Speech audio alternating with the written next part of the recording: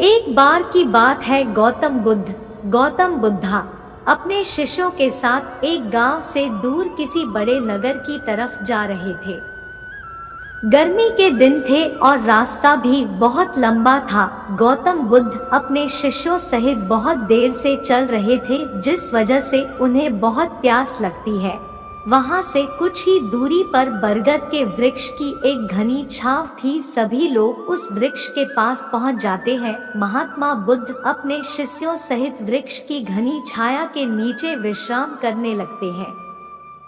शिष्य वैसा ही करता है जैसा बुद्ध ने बताया। परिक्रमा के बाद जब शिष्य महात्मा बुद्ध के पास आया तो बुद्ध गौतम बुद्धा बोले कि क्या आपको किसी ठंडी हवा का अनुभव हुआ था? शिष्य बोला, हाँ महात्मा बुद्ध, उस उत्तर दिशा की तरफ से मुझे कुछ ठंडी हवा की अनुभव हुआ था। शिष्य की यह बात सुन महात्मा बुद्ध शिष्य से तुरंत बोले कि उसी दिशा में चले जाओ, जरूर वहां से कुछ ही दूर पर एक तालाब अवश्य मिलेगा।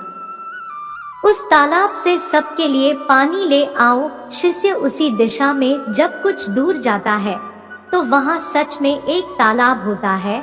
तालाब देख शिष्य बहुत प्रसन्न होता है और तालाब के निकट जाकर जैसे ही तालाब से पानी भरने वाला होता है, तभी शिष्य की नजर वहां दूर तालाब में कपड़े धो रही कुछ स्त्रियों पर जाती है। उस तालाब से सबके लिए पानी ले आओ। शिष्य उसी दिशा में जब कुछ दूर जाता है तो वहां सच में एक तालाब होता है। तालाब देख शिष्य बहुत प्रसन्न होता है और तालाब के निकट जाकर जैसे ही तालाब से पानी भरने वाला होता है, तभी शिष्य की नजर वहां दूर तालाब में कपड़े धो रही कुछ स्त्रियों पर जाती है।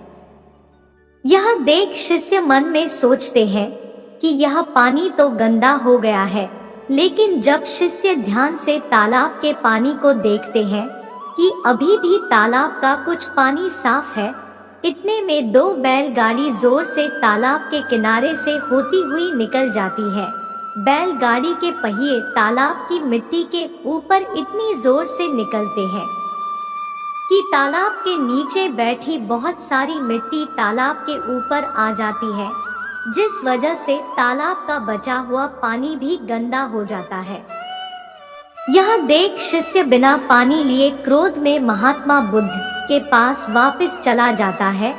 शिष्य बड़े ही निराशा भाव से महात्मा बुद्ध को सब बात बताता है। शिष्य की बातें सुन सभी शिष्य बोलते हैं कि हमें तुरंत यहाँ से निकलना चाहिए, किसी दूसरी जगह पानी की खोज करनी चाहिए, वरना प्यास के मारे जान निकल जाएगी।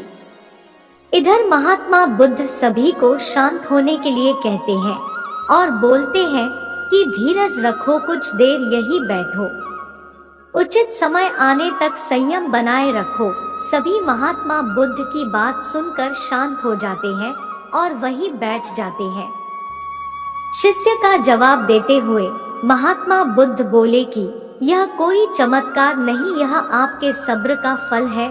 यह फल है आपके सब्र बनाए रखते हुए उचित समय के इंतजार का। जितनी देर हम सब लोगों ने सब्र किया, उतनी देर तक तालाब के पानी के ऊपर तैर रहे सभी गंदे तत्व और मिट्टी तालाब के पानी के नीचे बैठ रहे थे।